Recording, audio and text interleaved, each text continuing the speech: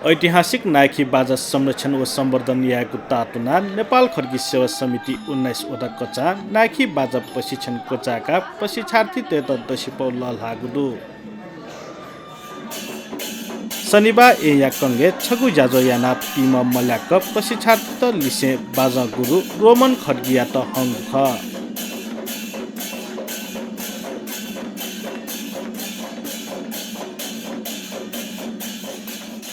खड्गी या त दशिपौ नाप नगद शिर्पान ललहागु ख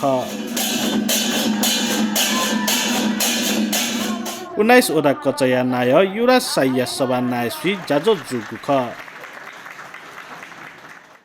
नायकी बाजा आजभन्दा 10 वर्ष अगाडि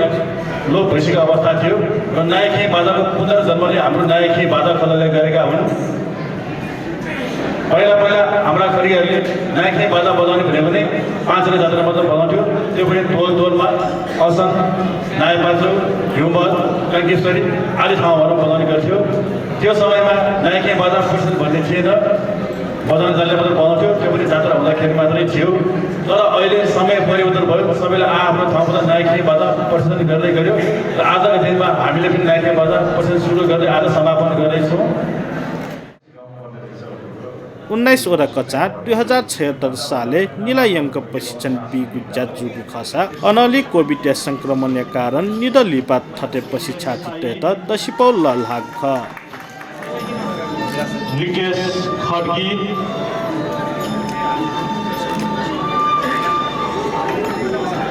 उपासना साई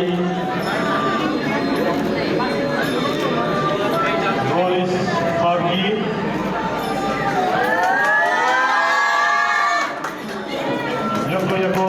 रचना नेपाल खड्गी सेवा समिति महासङ्घ अध्यक्ष रिजेन श्रेष्ठ साई रोहन साई विदु साई निकेश गमाल लिँदै गर्नुपर्छ हामी साथी दिउँला।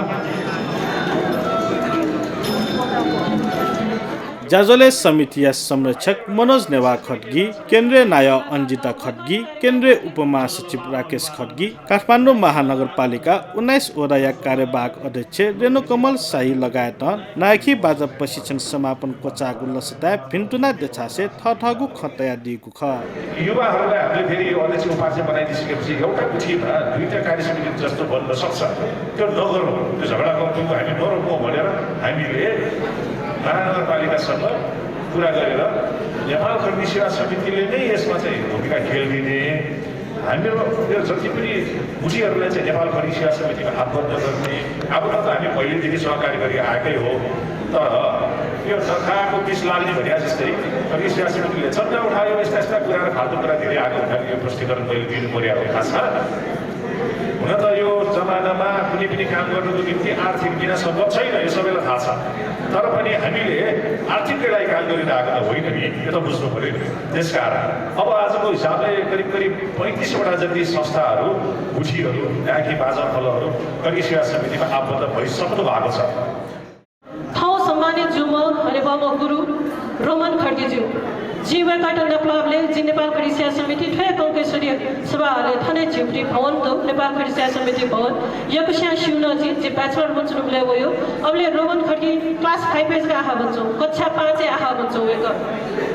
5 कक्षा आहा बन्छौ पटे मचा थौ वया जिस गुरु नालका वकट सम्मान या खौ त तस्कै भाला तस्कै लेता पटे खोजल छरासा छबो मचा जिम्सा प्रशिक्षण बियो अबले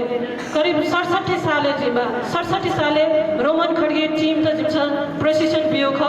थौ वया 78 साल ताबले 11 वर्ष लिपा वेका गुरु या प्रमाणित या नाजिल अगले थापा व्यवस्थित रूपमा थो ज्या ढाका दिगुली जी युवराज साई जुपुत जी दगले थापा सुबा देशना जुना थजौपी ज्या वेकअप निस निरन्तर रूपमा ढाका चले फेमा वेकअप निस थो जाजोमा वेकअप निस हुगु युवा पुस्ता जेगु दथि धाबा धाबा जी नाचना था भन धाबा धाबा सब बाजा खला वो बेगु बाजा खला त नातलाई बले रातो जुइला देखु छौ क्या छिउ दु खसा छौ छिसा थन दबलिए छिसै दिस विभिन्न थिथि बाजा खलाया गुरु वर्गबी दु थुकी झिउटी दथि आत्मीयता सौहार्दपूर्ण वातावरण पैदा भएको अवस्था दु ल्याखी बाजाले नै हाम्रो खड्की समुदायलाई पहिचान जनाउँछ यो बाजाको धेरै नै ऐतिहासिक र धार्मिक महत्त्व बोकेको छ यो बाजाले मल्लकालदेखि राणाकालसम्म आइपुग्दा पनि राज्यले जनतालाई कुनै सूचना दिनु पर्यो भने पहिला ल्याखी बाजा बजाएर सूचना दिन्थ्यो यो ल्याखी बाजा बजाएर सूचना दिनेलाई नै ल्याखी चेक्यो बाजा भनिन्छ अरू बाजाहरू जात्रा पर्वमा मात्र बजाइन्छ भने हाम्रो यो ल्याखी बाजा मृत्यु संस्कारमा पनि बजाइन्छ त्यसकारण यो बाजा हेर्दा सानो छ तर यसको एकदमै महत्त्व छ अठे जाजोले ए महानगर दुनित चंगु थिथि नाखी बाजा खलाया कजी कुथिया ठाकुली लगायत दुज दैगुना बोटी दुख श्री प्रेम कृष्ण खड्की जुया